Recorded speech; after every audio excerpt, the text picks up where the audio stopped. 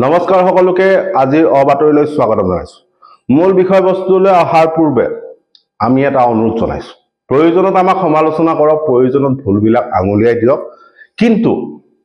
কিন্তু হল বুলিলেই আমাক আঙুলি দুৱাই প্ৰশ্ন উত্থাপন কৰি এজেণ্ট সজোৱা বিষয়টোত আমি অনুৰোধ জনাইছো যে সেইখিনি কাম কৰাতকৈ আমাক প্ৰয়োজনত সমালোচনা কৰক, ভুলবিলাক শুধৰাই দিয়ক, যদি কথাখিনি ভুল হৈছে তেতিয়া শুধৰাই দিব। কথাটো হল অখিল গগৈয়ে বিধানসভাৰ চৌহদত আজি এটা কথা কৈছে। কথাটো অখিল গগৈয়ে কাৰ পক্ষত থাকি কৈছে, কংগ্ৰেছ নে বিজেপিৰ পক্ষত থাকি কথাটো কৈছে, সেইটো উমান এতিয়াই লগোৱাটো সম্ভৱ নহয়।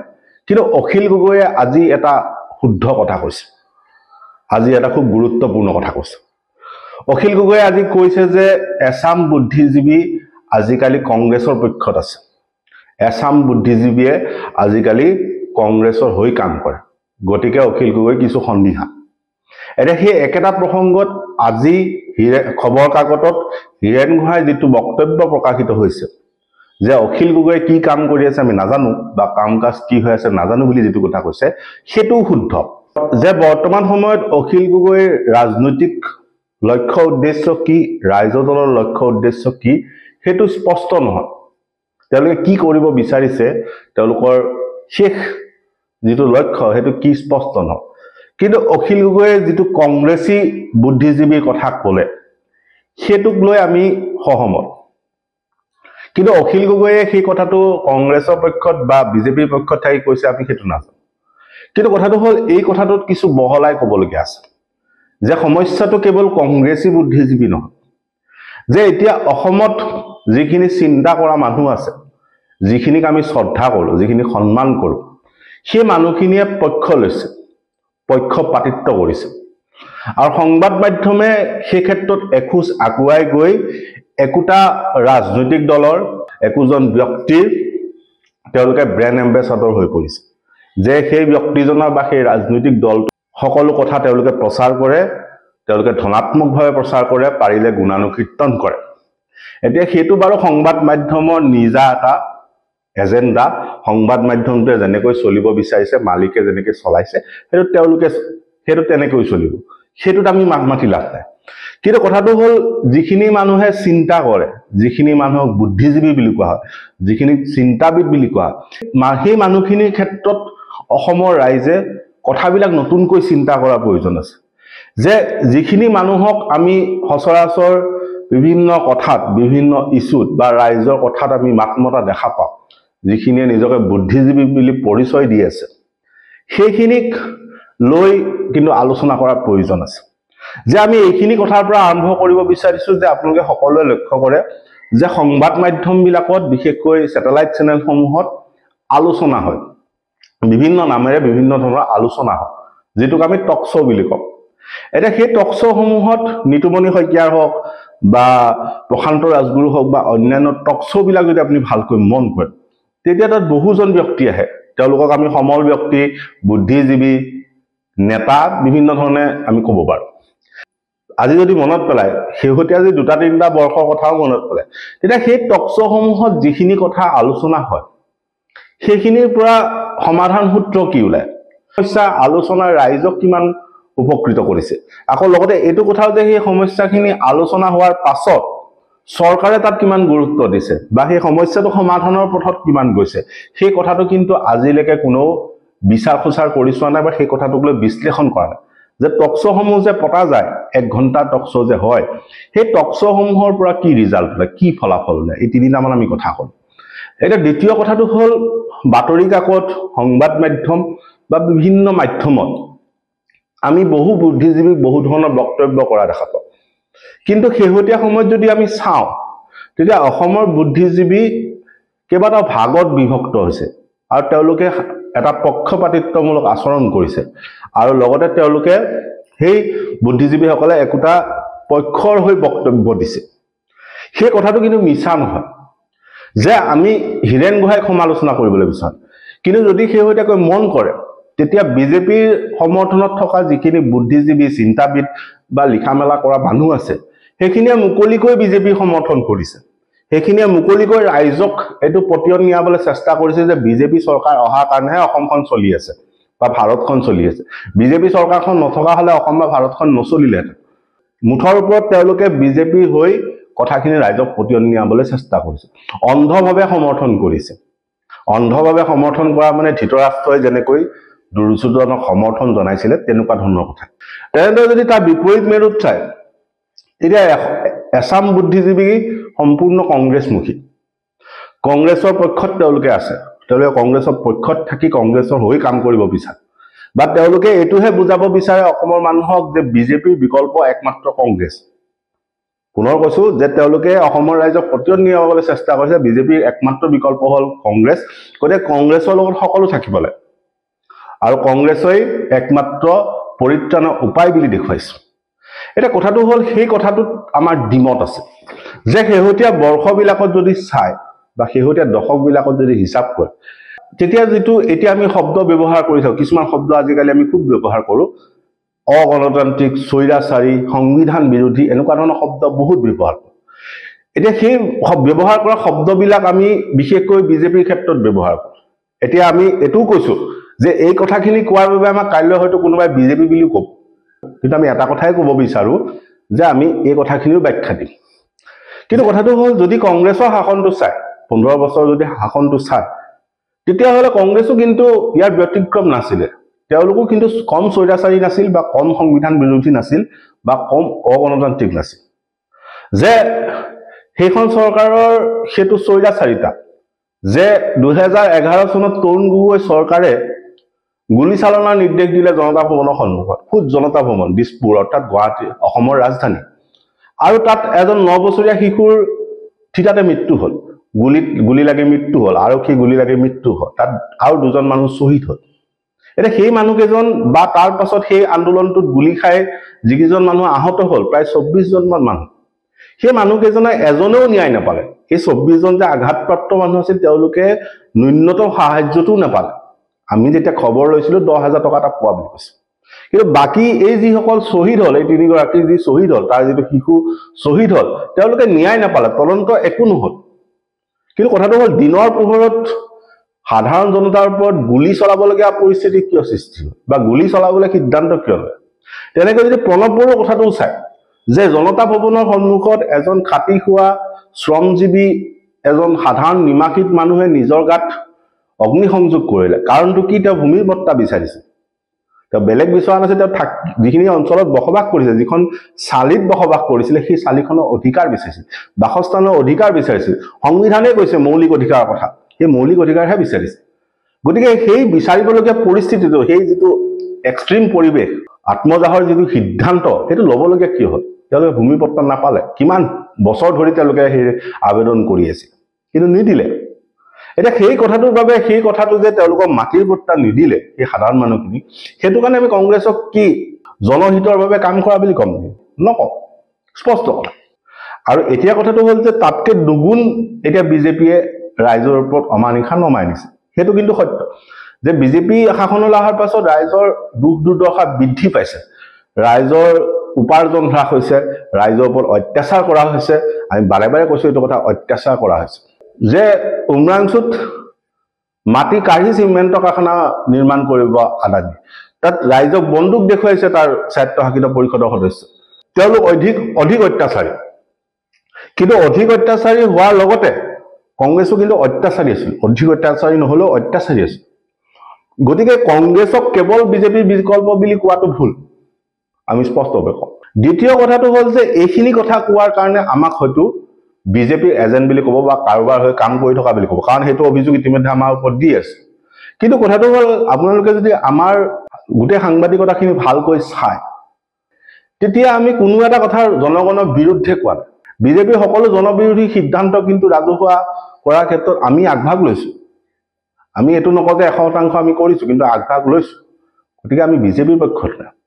আৰু কথাটো হ'ল যে যদি আমি সেই ধৰণৰ কাম কাজ এটা কৰিব লাগিছিল বা পক্ষপাতিত্ব কৰিব লাগিছিল, বিজেপিৰ পক্ষত থাকিবই লাগিলহেঁতেন, বা তেনেকুৱা ধৰণৰ যদি আমাৰ লালসা থাকিলেহেঁতেন, বা বিজেপিৰ হৈ কাম কৰা যদি তেনেকুৱা ধৰণৰ ধন টকা পইচা লৈ কাম কৰা যদি ইচ্ছা থাকিলেহেঁতেন, তেনেহ'লে তেনেকুৱা ইচ্ছা আমি বিশ্ববিদ্যালয়ত পঢ়ি থকা দিনতেই ল'ব পাৰিলোঁ, তেনেকুৱা সুবিধা বিশ্ববিদ্যালয়ত পঢ়ি থকা দিনতে ল'ব পাৰিলোঁ। যে আপোচ কৰা যিটো কথা আমাক অভিযোগ অনা হৈছে, সেইটো ক্ষেত্ৰত আমি কওঁ তেনেকুৱা আপোচ আমি কৰিবলৈ বহু সুযোগ পাইছিলোঁ, বিশ্ববিদ্যালয়তে সুযোগ পাইছিলোঁ। সেই বিশ্ববিদ্যালয়ত সেই সুযোগ লোৱা হ'লে আজি আমি অন্ততঃ এজন ধনী এজন চাকৰি কৰি থকা ব্যক্তি হ'ল, এনেধৰণে আমি যুঁজ কৰিব লগা নহ'ল। যে বিশ্ববিদ্যালয়খন জ্যোতিপ্ৰসাদ আগৰৱালা, গোপীনাথ বৰদলৈ বা ভূপেন হাজৰিকাৰ এটা সপোন আছিল, বহু কৃষ্ণকান্ত সন্দিকৈৰ সপোন আছিল। সেই বিশ্ববিদ্যালয়খনৰ ভূমি হটাই দিব বিচৰা হৈছে। বিশ্ববিদ্যালয়খনত সন্মুখত যেতিয়া এটা বাছ আস্থান নিৰ্মাণ কৰিবলৈ বিচৰা হৈছিলে, বিশ্ববিদ্যালয় চৌহদটো যেতিয়া কলুষিত কৰিবলৈ বিচৰা হৈছিল, তেতিয়া কিন্তু অকলে থিয় হৈছিল।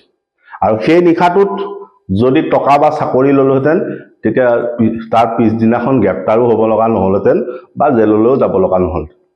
বিশ্ববিদ্যালয়খনৰ সেই জ্যোতিপ্ৰসাদ বা কৃষ্ণকান্ত সন্দিকৈ বা গোপীনাথ বৰদলৈ, ভূপেন হাজৰিকাৰ সপোনবোৰ ভাঙি পেলাবলৈ বিচৰা আছিল। তাত কোনেও থিয় হ'বলৈ সাহস কৰা নাছিল বা থিয় হ'বলৈ নোৱাৰা এটা পৰিৱেশ সৃষ্টি হৈছিল। বহুতে তাত ধনৰ টোপোলাও পাইছিল, কিন্তু তাৰপিছতো আমি অকলে থিয় হৈছিলোঁ। কিন্তু আমি সেইটো স্বীকাৰ কৰিছিলোঁ, আমি টকা নলৈ আমি সেই কথাটোত সাহসেৰে থিয় হৈছিলোঁ। তাৰ বাবে নগুণ আগতেই হ'ল। কিন্তু তাৰপিছতো এটা কথা গৌৰৱেৰে কওঁ যে আমাক সেই কথাটোৰ বাবে বদনাম কৰাৰ পাছতো, সেই কথাটোৰ বাবে গ্ৰেপ্তাৰ কৰাৰ পাছতো এটা কথা ঠিক, আমি গৌৰৱ বোধ কৰোঁ যে বিশ্ববিদ্যালয়খনত সেই সপোনটো আজিও জীয়াই থাকে। যে বিশ্ববিদ্যালয়খনত সেই বাছ স্থানটো হৈ বিশ্ববিদ্যালয়ৰ শৈক্ষিক পৰিৱেশ বিনষ্ট কৰা কথাটো খাম কাটি তাতেই সমাপ্ত হ'ল।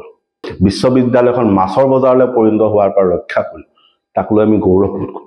গতিকে বৰ্তমান সময়ত সেই ধৰণৰ বা শেহতীয়া সময়ত সেই ধৰণৰ যিবিলাক আঙুলি টোৱা হৈছে, সেইবিলাকত আমাৰ কথাটো এনেকুৱা ধৰণৰ যে ৰাইজে প্ৰকৃত কথাটো জনাৰ প্ৰয়োজন আছে, ৰাইজে আচল সত্যটো জনাৰ প্ৰয়োজন আছে, ৰাইজক সজাগ কৰাৰ প্ৰয়োজন আছে। আৰু সেই সজাগ কৰাৰ দায়িত্বটো কিন্তু এই মানুহখিনিৰ আছে, বুদ্ধিজীৱীৰ আছে। এতিয়া সেইখিনি আছিল ব্যক্তিগত কথা, সেইখিনিৰ পৰা আমি আঁতৰাই থ'লোঁ। এতিয়া কথাটো হ'ল যে আপুনি যদি শেহতীয়া সময়ত মন কৰে, এই পক্ষপাতিত্বৰ বাহিৰেও এটা কথা হৈছে যে প্ৰতিবাদ কৰিব লাগে বাবে বা এখন আলোচনা চক্ৰ কৰিব লাগে বাবে বা এখন বৈঠক অনুষ্ঠিত কৰিব লাগে বাবে কৰি লৈ তাত এই বুদ্ধিজীৱীসকলে অংশগ্ৰহণ কৰিছে। আমি কাকো নাম ধৰি কোৱা নাই, আমি কৈছোঁ যে পুনৰ কৈছোঁ যে সমালোচনা থাকিলে আপোনালোকে কৰিব পাৰে।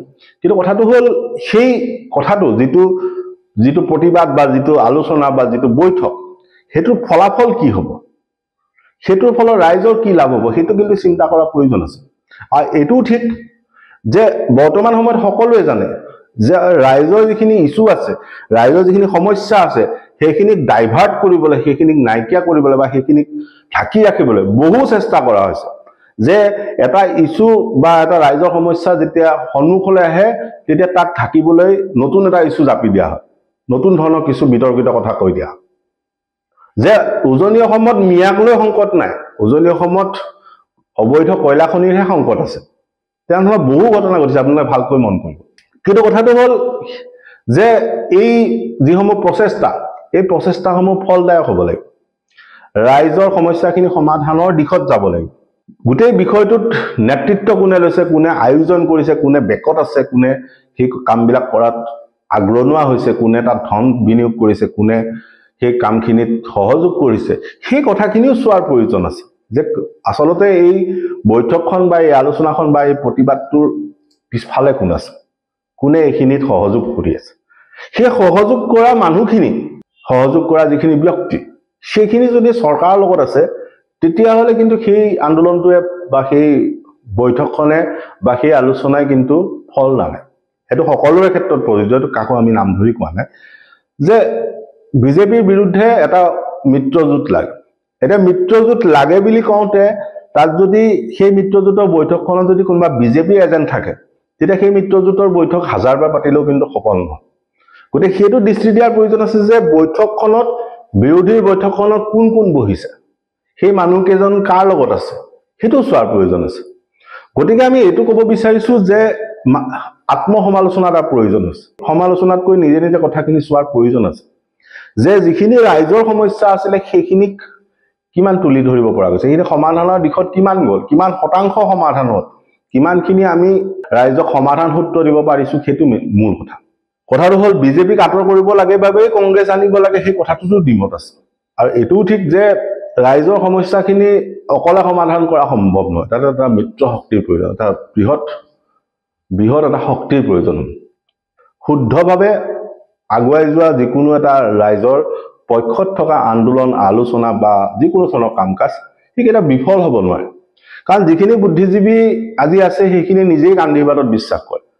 সেই গান্ধীৰ কথাটো নিজেই তেওঁলোকে কয় যে গান্ধীয়ে অকলে অহিংসা পথেৰে কিন্তু ভাৰতবৰ্ষক স্বাধীনতা দিছিলে, সেই কথাটো তেওঁলোকেই কয়। গতিকে সেইটো অসম্ভৱ নহয় বা সেইটো কোনো অবাস্তৱ কথা নহয়। ৰাইজৰ পক্ষত 100% থাকি তেওঁলোকে কথা কোৱাৰ প্ৰয়োজন আছে। আৰু তাৰ পাছত শেষৰ কথাটো হ'ল যে যিটো শক্তিক ইমান বল দিয়া হৈছে, কংগ্ৰেছ বোলা যিটো শক্তিক বল দিয়া হৈছে, সেইটোৰ বিপৰীতে কিন্তু এটা জাতীয়তাবাদী শক্তি, আঞ্চলিকতাবাদী শক্তি বা এটা অসমৰ নিজৰ দল কিন্তু প্ৰয়োজন হৈছে। কাৰণ উত্তৰ পূৰ্বাঞ্চলৰ বাকীসমূহ ৰাজ্যত যদি চায়, আমাৰ অসমৰ যিখিনি চুবুৰীয়া ৰাজ্য চায়, সেইখিনিত কিন্তু সেই জাতীয়তাবাদী শক্তিটোৱে কিন্তু নিজৰ যিটো শক্তি বা নিজৰ যিটো পৰিচয় সেইটো জীয়াই ৰাখিছে। তেওঁলোকে শাসনটো কিন্তু নিজৰ নিয়ন্ত্ৰণত ৰাখিছে। মেঘালয়ৰ কনৰাড চাংমা বিজেপি মুখ্যমন্ত্ৰী নহয়। কনৰাড চাংমা এটা জাতীয়তাবাদী দলৰ মুখ্যমন্ত্ৰী, বিজেপিয়ে তাত সহযোগ কৰিছে। নেফিঅ'য়ে নাগালেণ্ডৰ মুখ্যমন্ত্ৰী বিজেপি মুখ্যমন্ত্ৰী নহয়, বিজেপিয়ে তাত সহযোগ কৰিছে। নেফিঅ'য়ে নিজৰ চিন্তা বুদ্ধিৰে শাসন চলায়। কিন্তু তাৰ বিপৰীতে অসমখনলৈ চায়, তেতিয়া অসমত যিমানখিনি আঞ্চলিকতাবাদী দল বা জাতীয়তাবাদী দল গঠন হৈছে, গোটেইখিনি কিন্তু মষিমূৰ কৰিছে এই ৰাষ্ট্ৰীয়তাবাদী দল দুটাই, কংগ্ৰেছ হওক বা বিজেপি। যে এসময়ত অসমত এটা দপদপাই থকা ৰাজনৈতিক শক্তি আছিল BPF, বড়োলেণ্ড পিপুলছ ফ্ৰণ্ট বা হাগ্ৰামা মহিলাই বুলি ক'লে বেছি ভালকৈ মানুহে জানে। সেই হাগ্ৰামা মহিলাই বা সেই BPFক লগত লৈ অসমত শাসন চলাইছিল কংগ্ৰেছে। কিন্তু এতিয়া আপুনি যদি চায়, তেতিয়া সেই BPFৰ শক্তি নাই, কাৰণ শাসনত এতিয়া কংগ্ৰেছ নাই বা BPF নাই। কিন্তু BPF এটা সেই বড়ো মানুহখিনি এটা নিজৰ দল আছিল। সেই দলটোক এতিয়া বৰ্তমান এটা সমৰ্থনৰ প্ৰয়োজন, সেই দলটোক এটা আগুৱাই লৈ যোৱাৰ প্ৰয়োজন, যিটো কাম কংগ্ৰেছে কৰিব লাগিছিল। কাৰণ BPFৰ বেয়া দিনত কংগ্ৰেছে থিয় হ'ব লাগিছিল, কাৰণ কংগ্ৰেছক তেওঁলোকে 100% সমৰ্থন জনাইছিল। কিন্তু কংগ্ৰেছে BPFক সমৰ্থন নজনায়, কংগ্ৰেছে BPFৰ শক্তি বৃদ্ধিত কোনো ধৰণৰ গুৰুত্ব দিয়ে। দ্বিতীয় উদাহৰণটো হ'ল যে অসম গণ পৰিষদ বুলি যিটো দল আছিল, সেইটোৰ যিটো অস্তলমিত সূৰ্য বৰ্তমানৰ যিটো অৱস্থা, এইটো বিজেপিয়ে অসম গণ পৰিষদক গিলি পেলোৱাত আগতে ইয়াৰ যিটো শক্তি আছিল, সেই শক্তি কিন্তু অৱক্ষয় কৰিছিল কংগ্ৰেছে। যে অসম গণ পৰিষদ গঠন হোৱাৰ দিনাখনৰ পৰা শাসনলৈ অহাৰ দিনাখনৰ পৰাই কংগ্ৰেছে তেওঁলোকক এদিনো শান্তিৰে চিন্তা কৰিব দিয়া নাছিল। অসম গণ পৰিষদ নামৰ দলটোৱে ভুল কৰিছে, কিন্তু অসম গণ পৰিষদৰ যিটো ৰাজনৈতিক শক্তি আছিল, সেইটোক কিন্তু তছনছ কৰাৰ ক্ষেত্ৰত কংগ্ৰেছৰ ভূমিকা আছে। তেনেদৰে যদি কংগ্ৰেছৰ ক্ষেত্ৰত চায়, তেতিয়াহ'লে কংগ্ৰেছত যোগদান কৰা প্ৰতিজন জাতীয়তাবাদী নেতা কিন্তু শেহত নিঃশেষ হৈ গৈছে। যে কংগ্ৰেছত যোগদান কৰি ৰাজনৈতিকভাৱে অসমখনক আগুৱাই লৈ যাব বিচৰা বহু ব্যক্তি কিন্তু নোহোৱা হৈ গৈছে। কংগ্ৰেছে সেইসকলক উচিত মৰ্যাদা দিব নোৱাৰিলে আজিলৈকে। তাৰ উদাহৰণ বহুত আছে। তাৰ উদাহৰণ কমল মেধি, তাৰ উদাহৰণ বিশ্বজিৎ ৰায়, তাৰ উদাহৰণ অপূৰ্ব ভট্টাচাৰ্য, শংকৰ প্ৰসাদ ৰায়, তালিকাখন চালে বহু দীঘলীয়া।